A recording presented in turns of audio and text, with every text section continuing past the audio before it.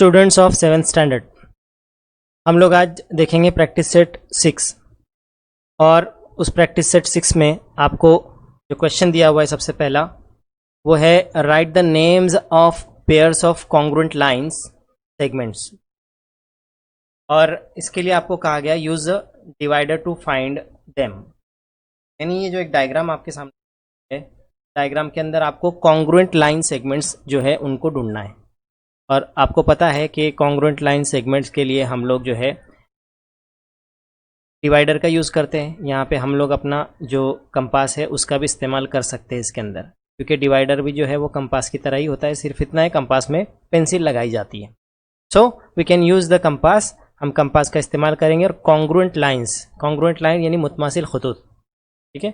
यहाँ पर हमें दिया गया है उसी तरीके से बिल्कुल कि दी हुई शक्ल में मुतमासिल कतात ख़त की जोड़ियाँ लिखी है। यानी ऐसे कतात ख़त लिखने के हमको या ऐसी लाइंस लिखने की जिनका मेज़र, जिनकी लंबाई एक जैसी हो। बहुत सिंपल है ये, इसलिए मैं इसको आप लोगों को थोड़ा सा स्पीड में एक्सप्लेन कर रहा हूँ। तो यहाँ डायग्राम दी गई है, डायग्राम के अंदर हमको एक जैसी लंबाइयों के जो कतात है, जो सेगमेंट्स है, लाइन सेगमेंट्स, उनको पहचानना है। तो सबसे पहले यहाँ पर आते हैं, ठीक है, और पॉइंट जी के ऊपर हम इस कंपास को रखकर ये मेजर लिए, ठीक है। और इस मेजर के अंदर हमने मेजर ऑफ लाइन और line length of G R, सबसे पहले हमने ये जो लाइन सेगमेंट है इसे लिया। हमको जोड़ियां यहाँ पे रिप्रेजेंट करने की है, ठीक है। तो अब ये मेजर लेकर हमने मेजर को चेंज नहीं करना है, पैमाइश को बदलना नहीं है, उस नाप को सेम रहने देना है। लेंथ ऑफ जी आर हमने यहाँ पे लिया। अब सिमिलर लेंथ को रखते हुए या सिमिलर लेंथ को लेकर हमें इसे दूसरी लाइन पर रखकर चेक करना है। देखो दूसरी लाइन पर एग्जैक्टली फिट बैठ रहा है।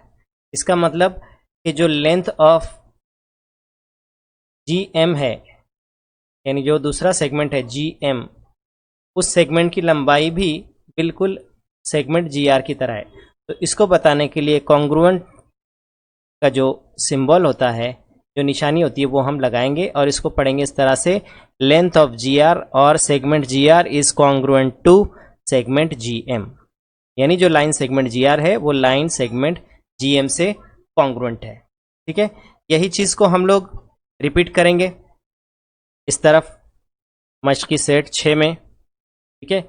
और मश्की सेट 6 के अंदर उसको हम रिपीट करेंगे इस तरह से कि हम जो है अपना जो कंपास है उस कंपास को रखेंगे जी आर पर, जी आर पर से हटाकर उसको हमने रखा जी एम पर। एग्जैक्टली वही डायग्राम है, इसलिए हम यहाँ पर सिमिलर या सेम तरीके से लिखेंगे कि लंबाई जी आर या कता जी आर के कता ख़त जी एम से मुतमासिल है। और मुतमासिल के लिए ये निशानी लगती है, मुमासलत की निशानी इसको कहा जाता है। सेम चीज़ जो है बिल्कुल इसी तरीके से हम लोगों को आगे दूसरे सेगमेंट्स के अंदर भी इसी चीज़ को जो है वो ढूंढना है, ठीक है। अब फिर से हम चेक करेंगे इसी लंबाई को रखकर कि कोई और सेगमेंट भी इसके साथ जुड़ा है या नहीं, या सेम लेंथ है या नहीं। तो एन और जी ये भी सिमिलर, या ये भी एक जैसी लाइन है, एक जैसी लंबाइयाँ हैं। इसी तरह से जी से लेकर ई तक का फासला जो है ये भी वही फासला है। तो दूसरी जोड़ी भी हमको यहाँ पे मिल गई, और दूसरी जोड़ी हमको मिली है लेंथ ऑफ यानी कते एन जी, और उसके साथ दूसरी जो कता की जोड़ी मिली वो हमको वो है कते ई जी। और इनकी लंबाइयाँ एक जैसी होने की वजह से ये भी जो एक दूसरे से ये एक और जोड़ी मिल गई हमको। अब उसके बाद हम फिर से किसी एक लाइन पर इसी मेज़र को, इसी नाप को रखकर जो हम देखेंगे। अब हम इस नाप को रखकर ये डी नुक्ते पर रखने की कोशिश करें तो ये नाप डी नुक्ते से अलग है। फिर हम ये सी पर उसको रखकर देखें या जी पर रखकर देखें, और फिर जी पर रखने के बाद देखो जी से लेकर बी तक तो ये नाप भी अलग है। अब हमको क्या करना होगा, ये यहाँ पर अपना जो मेज़र है वो चेंज करना होगा। तो मेज़र चेंज किया और नुक्ता बी पर उसको जमाया। ठीक है, नुक्ता बी पर जमाने के बाद ये एक सेगमेंट और हमारे सामने है, उसको हम लिख लेते हैं, या उस कता को लिख लेते हैं कता जी बी। और अब इसको हम मैच करके देखेंगे, इसको मिलाकर देखेंगे इस नाप को बगैर बदले इस नुक्ता सी से। तो जी और सी का जो फासला है वो भी वही है जो फासला जी बी का है। तो इसलिए हम लिखेंगे यहाँ पे कता जी सी। इसका मतलब ये कता जी बी और कता जी सी ये भी मुतमासिल है, तो मुमासिलत की अलामत देकर उसको लिखेंगे। पूरा चेक करने के बाद, मुकम्मल चेक करने के बाद बच्चों हमने ये 3 जोड़ियां यहाँ पर लिखी है। अब जो है एक और जोड़ी अगर हम लिखना चाहते हैं इसमें से, तो ये पहली और दूसरी जोड़ी के अंदर हम अल्टरनेट कर सकते हैं। समझ में आ रहा है? जैसे जी आर की ई जी के साथ जोड़ी लगाई जा सकती है, जी आर और ई जी, क्योंकि इन चारों का नाम जो हमने चेक किया था तो बिल्कुल एक जैसा था। तो इसलिए हम यहाँ पर पता जी आर मुतमासिल पता ई जी, इस तरह से भी हम एक और जोड़ी यहाँ पर लिखकर अपने जवाब को मुकम्मल कर सकते हैं, अपने आंसर को पूरा कर सकते हैं। ओके, तो सिमिलर वे में यहाँ पर अब मैं जो है चेंजेस ना करते हुए मैं आपको समझाता हूँ कि किस तरह से हमने जो जोड़ियाँ जो है वो बनाई है। पहले length of G R, length of G M जो सिमिलर थी, फिर मैंने वही लेंथ को एन जी पर रखकर देखा, तो length of N G segment जो थी ये लेंथ बिल्कुल सिमिलर आई length of segment E G के साथ। तो इसलिए ये दोनों भी कॉन्ग्रुएंट जो है सेगमेंट्स है, कॉन्ग्रुएंट लाइन सेगमेंट्स है।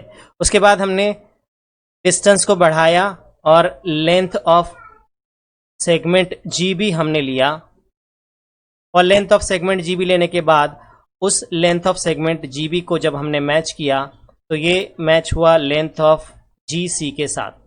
इसका मतलब length of segment G C it is also equal to length of segment G B. इसका मतलब जी बी और जी सी ये दोनों जो सेगमेंट्स है ये कॉन्ग्रुएंट है।